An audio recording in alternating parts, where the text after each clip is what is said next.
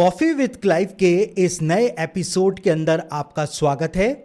और आज के इस एपिसोड के अंदर हम एक और बहुत ही महत्वपूर्ण प्रश्न का उत्तर बाइबल से प्राप्त करने का प्रयास करेंगे। हम चर्चा करेंगे इस विषय पर कि क्या मसीही विवाह में लड़की की उम्र लड़के से ज़्यादा हो सकती है या नहीं हो सकती है, क्योंकि अक्सर ये प्रश्न पूछा जाता है कि मसीही विवाह के अंदर यदि दुल्हन दूल्हे से ज़्यादा आयु की हो तो क्या ऐसे विवाह बाइबल के अनुसार नहीं होते हैं या ऐसे विवाह के लिए भी बाइबल परमिट करती है। इन सब बातों के ऊपर आज हम चर्चा करने जा रहे हैं। तो अधिकतर इस बात को माना जाता है कि विवाह के अंदर लड़की की उम्र जो है वो लड़के से छोटी होनी चाहिए और लड़के की उम्र ही विवाह के अंदर ज़्यादा या बड़ी होनी चाहिए, चाहे कुछ महीने बड़ी हो चाहे कुछ साल बड़ी हो, लेकिन लड़का बड़ा होना चाहिए। और इसके पीछे एक बिब्लिकल बेस भी मौजूद है। परमेश्वर ने जब आदम और हवा को बनाया तो परमेश्वर ने पहले आदम को बनाया था और उसके बाद परमेश्वर ने हवा को बनाया था। यानी कि मोटे तौर पर हमको दिखाई देता है कि आदम जो था वो हवा से आयु के अंदर बड़ा था, चाहे कुछ दिन बड़ा हो, चाहे कुछ साल बड़ा हो या फिर कुछ महीने उससे बड़ा हो। और हम बाइबल में उत्पत्ति की पुस्तक के अंदर पढ़ते हैं कि सारा जो थी वो इब्राहिम से 10 साल छोटी थी उम्र में।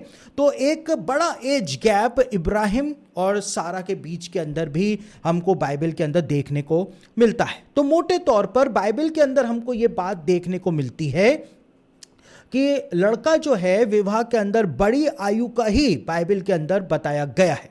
लेकिन अब प्रश्न ये उत्पन्न हो जाता है कि अगर आज किसी का विवाह होता है जिसमें लड़के की आयु लड़की से छोटी होती है, यानी लड़की ज़्यादा उम्र की होती है और लड़का कम उम्र का होता है, तो क्या ऐसे विवाह बाइबल आधारित नहीं होते हैं या ऐसे विवाह के लिए भी बाइबल परमिट करती है? अब हम इस बात को जानने और समझने जा रहे हैं। तो बाइबल के ज़माने में भी कई सारे ऐसे विवाह हुआ करते थे जिसमें जो दुल्हन हुआ करती थी उसकी आयु दूल्हे से ज़्यादा हुआ करती थी या दुल्हन बड़ी हुआ करती थी उम्र के अंदर। बाइबल के ज़माने के अंदर एक किताब पाई जाती थी जिसको हम आज यशार की किताब या बुक ऑफ जैशेर के नाम से जानते हैं। और उस यशार नाम की किताब के अंदर, जो कि एक ऐतिहासिक किताब है, नॉन कैनोनिकल है लेकिन वो ऐतिहासिक किताब है, और यशार की किताब के अंदर इस बात को बताया गया है कि नूह जो था उसने जब विवाह किया था तो नूह ने जिस लड़की से या जिस महिला से विवाह किया था वो नूह से 82 इयर्स बड़ी थी। ये बात यशार की किताब में लिखी हुई है। और कहाँ पर लिखी हुई है हम उसको पढ़ लेते हैं। यशार की पुस्तक उसका 5 अध्याय 15 से लेकर 16 वचन आपके सामने पढ़ रहा हूं। यहां पर क्या लिखा हुआ है, बहुत ध्यान से आप मेरी बात को सुने। यहां पर लिखा है, यशार कहता है, और नूह गया और एक स्त्री ब्याह ली और उसने हनोक की बेटी नामा को चुना और वे 580 वर्ष की थी और नूह 498 वर्ष का था जब उसने नामा को अपनी पत्नी होने को चुना। तो यहां पर हमको क्या दिखाई देता है, जल प्रलय से भी पहले नूह ने जब विवाह किया तो नूह की पत्नी उससे 82 इयर्स बड़ी थी जिसको नूह ने खुद अपने लिए चुना था। तो यशार की किताब के अंदर, जो कि यहूदियों की एक ऐतिहासिक किताब है, उसके अंदर यह बात बताई गई है। तो यशार की जो किताब है हम उसके अंदर दिए गए वर्णन को यह कहकर के रद्द कर सकते हैं या खारिज कर सकते हैं कि ये तो बाइबल के अंदर ये किताब नहीं पाई जाती है, ये तो एक दूसरी किताब है बाइबल के ज़माने की, एक नॉन कैनोनिकल किताब है। तो फिर हम इसमें लिखी हुई बात को कैसे मान सकते हैं? दरअसल यशार की जो किताब है वो नॉन कैनोनिकल किताब ज़रूर से है, लेकिन वो एक ऐतिहासिक किताब है। और हमको कैसे पता? क्योंकि इस किताब का वर्णन, यशार की इस पुस्तक का वर्णन 2 बार बाइबल के अंदर आया है। बाइबल उसको एक रेफरेंस के तौर पर बताती है। और कहां पर बताती है? यहोशू की पुस्तक उसका 10 अध्याय उसके 13वें वचन के अंदर यशार की पुस्तक का वर्णन किया गया है। उसके बाद दूसरा शमूएल उसका 1 अध्याय उसके 18वें पद में भी यशार की पुस्तक का अध्ययन किया गया है। और बाइबल एक रेफरेंस बुक के तौर पर इस किताब के बारे में बताती है कि इन सब बातों के बारे में तुमको और अधिक और गहराई से जानना हो तो यशार की पुस्तक पढ़ लेना। तो बाइबल के अंदर 2 बार यशार की पुस्तक का रेफरेंस आना इस बात को समझने के लिए हमारे लिए पर्याप्त है कि यशार की किताब को हम एक ऐतिहासिक किताब मान सकते हैं और इसके अंदर लिखा हुआ जो वर्णन है उसको भी हम एक ऑथेंटिक या यूं कहें कि उसको हम एक रेफरेंस के तौर पर हम लोग उसको एक्सेप्ट कर सकते हैं। हालांकि ये नॉन कैनोनिकल किताब है, लेकिन ये एक फ्रॉड किताब नहीं है। आज कई सारे मसीही लोग यशार की किताब के पीछे भी पड़े हुए हैं और उसको फ्रॉड बुक घोषित करने पर तुले हुए हैं। लेकिन वो सारे मसीही लोग जिनको हिब्रू बाइबल के मैसोरेटिक टेक्स्ट और सेप्टुजेंट के बीच के अंदर का अंतर नहीं पता है, सिर्फ वो ही मसीही लोग यशार की किताब को फ्रॉड या अनऑथेंटिक घोषित करने का प्रयास करते हैं। तो हमको क्या दिखाई देता है? हमको यह बात दिखाई देती है कि जल प्रलय से भी पहले जब नूह ने विवाह किया तो नूह की जो मिसेस थी, नूह की जो पत्नी थी, वो उससे 82 ईयर्स बड़ी पाई जाती थी और नूह ने खुद उस महिला का या उस लड़की का चुनाव अपने लिए किया था। तो हमको एक शॉट के अंदर दिखाई देता है कि बाइबल के ज़माने के अंदर क्या हुआ करता था। दूसरी ओर बाइबल के अंदर परमेश्वर ने जब मूसा को व्यवस्था प्रदान करी थी तो परमेश्वर ने मूसा को देवर धर्म व्यवस्था भी प्रदान करी थी। और ये देवर धर्म व्यवस्था जो हुआ करती थी, इसके तहत परमेश्वर ने ऐसी व्यवस्था बनाई थी कि यदि बड़े भाई की मृत्यु हो जाती है तो जो छोटा भाई होगा परिवार के अंदर, वो अपनी भाभी से शादी करके और अपने भाई के नाम की संतान उत्पन्न करेगा। तो ये देवर धर्म विवाह की पद्धति बाइबल के अंदर परमेश्वर के द्वारा प्रदान की गई थी। ये व्यवस्था मूसा ने नहीं बनाई थी, ये व्यवस्था यहूदी ज्ञानियों ने नहीं बनाई थी, ये व्यवस्था यहूदी रब्बियों ने नहीं बनाई थी, लेकिन ये व्यवस्था परमेश्वर के द्वारा बना करके दी गई थी। तो हमको क्या दिखाई देता है? हमको यह दिखाई देता है कि बाइबल के अंदर देवर धर्म व्यवस्था जो दी गई थी, इसके तहत जब बड़ा भाई मर जाया करता था तो भाभी से छोटा भाई जो हुआ करता था वो विवाह किया करता था।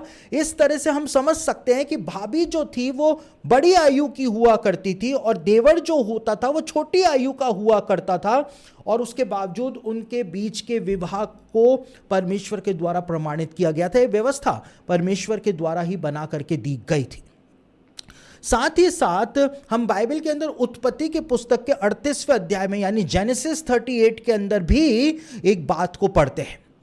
यहूदा जो था उसने अपने बेटे एर का विवाह एक स्त्री से कराया था जिसका नाम था तमार, और ये बात जो है वो उत्पत्ति 38 अध्याय उसके 6 वचन के अंदर लिखी हुई है। लेकिन एर जो था उसकी मृत्यु हो जाती है तो एर का छोटा भाई जो होता है ओनान से यहूदा तमार का विवाह करा देता है। लेकिन कुछ समय के बाद ओनान की भी मृत्यु हो जाती है, उत्पत्ति के पुस्तक में लिखा है, और अब यहूदा का सबसे छोटा बेटा जो था शेला, उसका नंबर आता है कि वो अपनी भाभी तमार से विवाह करे और देवर धर्म विवाह की जो पद्धति है उसके तहत वो काम करे, जबकि उस समय तक व्यवस्था भी नहीं दी गई थी। आप इस बात को समझिए, व्यवस्था जो थी वो मूसा के ज़माने में दी गई, लेकिन उत्पत्ति की पुस्तक में ही बताया हुआ है कि ये एक ट्रेडिशनल तौर पर ये काम जो है वो किया जाता था, जिसमें छोटे भाई को बड़े भाई की पत्नी से विवाह करना पड़ता था यदि बड़े भाई की मृत्यु हो जाया करती थी। तो यहां पर उत्पत्ति की पुस्तक में बताया है कि जब ओनान की मृत्यु हो गई तो यहूदा का सबसे छोटा बेटा जो था शेला के लिए यह बात की गई कि शेला अब तमार से शादी करेगा, लेकिन बाइबल में बताया है कि शेला इतनी छोटी आयु का था कि वो तमार से विवाह नहीं कर सकता था, और इसीलिए यहूदा के द्वारा तमार को कहा जाता है कि जब तक शेला जवान नहीं हो जाता है तब तक तमार को इंतजार करना पड़ेगा। तो हमको क्या समझ में आ रहा है? हमको समझ में आ रहा है कि जब तक शेला बड़ा होता उस समय तक तमार के 2 विवाह हो चुके थे। शेला अभी छोटा था, लड़का था, और जब तक वो जवान नहीं हो जाता तब तक तमार की आयु और भी ज्यादा बढ़ जाती। लेकिन उसके बावजूद शेला और तमार का विवाह जब होता तो किसी को भी बाइबल के ज़माने में कोई भी प्रॉब्लम नहीं थी। तो हम बाइबल के ज़माने के जो लोग थे उनके माइंडसेट को यहां पर समझ सकते हैं। वो हम मसीही लोगों की तरह बातों को उलझाने वाले नहीं थे।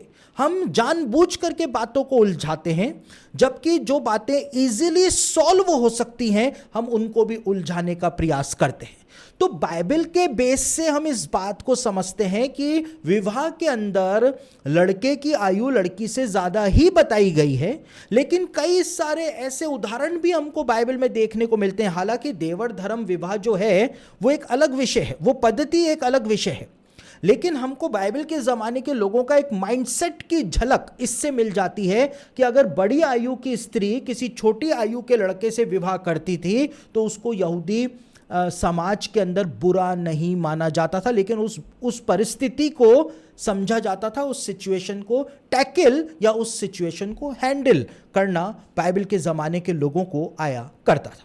तो हमको क्या दिखाई देता है? हमको ये दिखाई देता है कि केवल यशार की किताब नहीं, लेकिन बाइबल में उत्पत्ति की पुस्तक के अंदर भी हमको ऐसा ही देखने को मिलता है।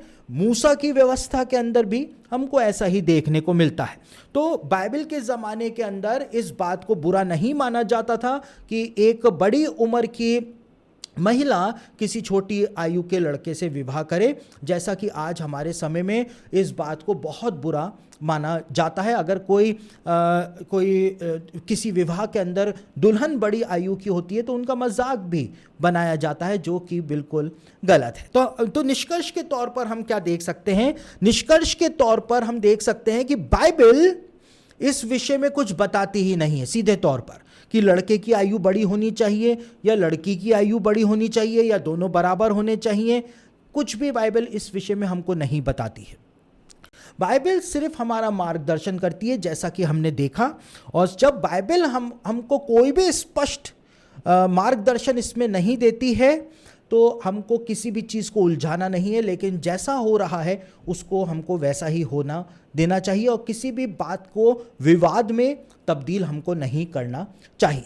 साथ ही साथ यदि किसी लड़का और लड़की का विवाह हो रहा है और विवाह के अंदर यदि दुल्हन जो है उसकी आयु लड़के से ज़्यादा है और फिर भी वो दोनों लड़का लड़की एक दूसरे से शादी करना चाहते हैं तो उन दोनों को शादी करने देनी चाहिए। इसमें मैं सोचता हूं कि किसी को कोई भी आपत्ति होनी नहीं चाहिए, क्योंकि हमारे पास कोई भी बाइबल का ऐसा बेस मौजूद नहीं है।